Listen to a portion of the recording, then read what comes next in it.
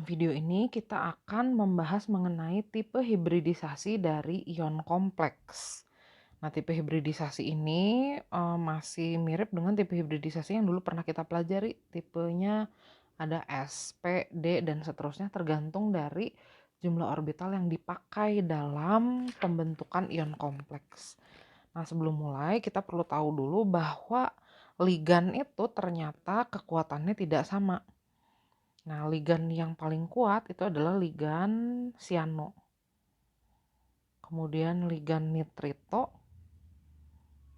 ligan amin atau amino, ligan aquo, kemudian ligan fluoro, kloro, bromo, dan iodo. Nah, ligan yang bersifat kuat itu artinya adalah ligan yang bisa mendesak elektron menjadi berpasangan. Ligan yang bisa mendesak elektron dari ion pusat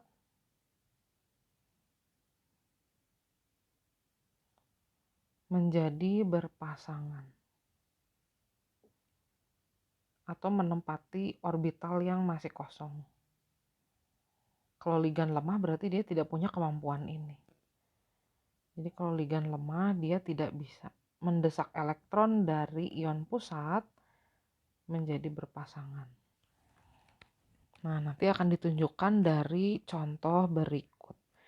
Misalnya kita punya ion kompleks yang pertama,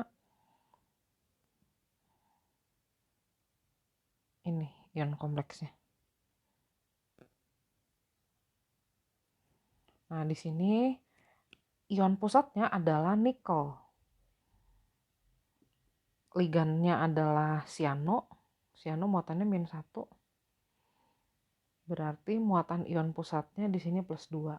Nama dari ligan ini adalah tetrasiano. Nikel dikasih akhiran at, jangan lupa karena ini ion negatif, nikelat 2. Nah, nikel ini diketahui nomor atomnya adalah 28. Nah, di sini ion pusatnya muatannya 2-, kita udah tahu. Berarti di sini nikelnya melepas 2 elektron. Nah, kita tuliskan dulu konfigurasi elektron nikel 2+. Nikelnya dulu aja ya. Nikelnya aja berarti Ar 4s2 3d 8. Nah, kalau dia jadi nikel 2+, berarti dia melepas elektron dari subkulit yang jumlah orbitalnya lebih dikit dulu. Jadi 4s-nya yang kosong. Kalau kita gambarkan berarti subkulit 4s-nya tidak diisi atau kosong. Nah, subkulit 3D-nya dia punya 5 orbital ya. Isinya 8 elektron. Seperti ini. Nah, nanti dia akan mengikat ligan siano. Ligan siano ini adalah ligan monodentat. Nah, ligan monodentat berarti nanti akan membawa sepasang elektron untuk dimasukkan atau diikat dengan ikatan kovalen koordinasi ke orbital kosong dari ion pusatnya atau dari nikel. Nah, karena sianonya ada 4, berarti nanti akan ada 4 pasang elektron yang akan dipasangkan di situ atau diikat dengan ikatan kovalen koordinasi. Nah, karena siano adalah ligan kuat di sini, berarti siano bisa mendesak dulu nih 3 elektron yang tidak berpasangan ini menjadi berpasangan. Jadi nanti keadaannya gini. 4s-nya kosong. Nah, 3D-nya karena berisi 8 jadi bisa didesak dulu jadi begini.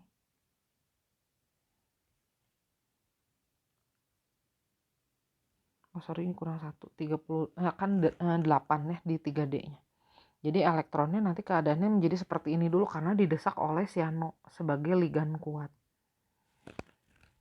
Nah, nanti 4 pasang elektron ini masing-masing akan terikat di orbital yang kosong.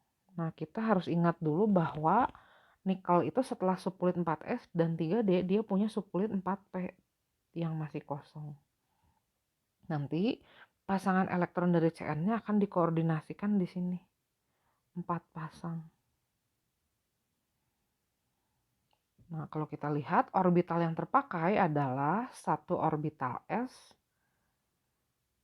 kemudian ada satu orbital D dan 2 orbital P. Jadi tipenya adalah sp2d. Ini adalah tipe hibridisasi dari ion kompleks ini, dari tetracyanonikelat 2. Yang terpakai satu orbital S, satu orbital D, dan 2 orbital P. Jadi tipenya sp2d. Nah, biasanya suka ditanya juga sih bentuk geometrinya apa.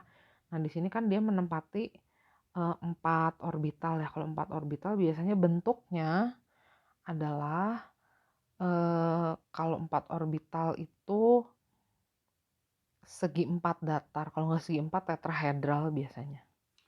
Nah, kalau tetrahedral biasanya dia sp3. Jadi kalau 4 orbital tapi bukan sp3, ini akan berbentuk segi 4 datar. Begitu. Nah, sekarang bagaimana kalau kita punyanya ion kompleksnya itu berligan lemah? Contohnya begini. Jadi mirip aja kayak yang tadi, ion pusatnya tetap Ni, ligannya 4, dan muatan totalnya 2 min. Nah, tapi ligannya ligan lemah nih sekarang. Kloro ini ligan lemah.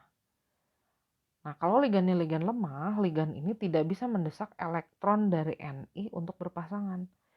Kita punya ion pusat Ni, Ni-nya muatannya 2+. Jadi konfigurasi elektronnya 4s-nya kosong, 3d-nya 8. Ingat, elektron harus dilepas dari subkulit yang jumlah orbitalnya paling sedikit dulu. Jadi ini subkulit 4s-nya kosong, subkulit 3d-nya berisi 8 elektron. Gini. Nah, karena ligan kloro adalah ligan lemah, jadi ligan kloro ini tidak bisa mendesak elektron yang ini untuk berpasangan. Jadi dia tidak akan menempati orbital D. Di sini kloronya ada 4, berarti nanti akan ada 4 pasang elektron yang diikatkan ke orbital Ni yang masih kosong. Ini ligan monodentat juga ya, jadi hanya membawa sepasang elektron. Jadi nanti elektron dari ligannya itu hanya akan menempati orbital S dan 3 orbital P seperti ini.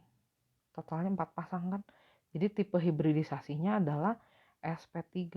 Nah, kalau sp3 bentuk geometrinya adalah tetrahedral.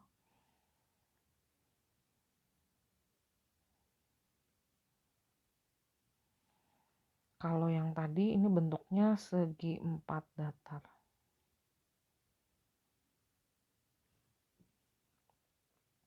Nah, ini adalah pembahasan mengenai bentuk, geometri, dan tipe hibridisasi ion kompleks. Ingat, ada ligan kuat, ligan lemah. Ligan kuat bisa mendesak elektron yang belum berpasangan jadi berpasangan. Elektron dari ion pusatnya. Ligan nanti kalau ligan monodentat akan memasangkan sepasang elektron dengan ikatan kovalen koordinasi ke orbital kosong dari ion pusat.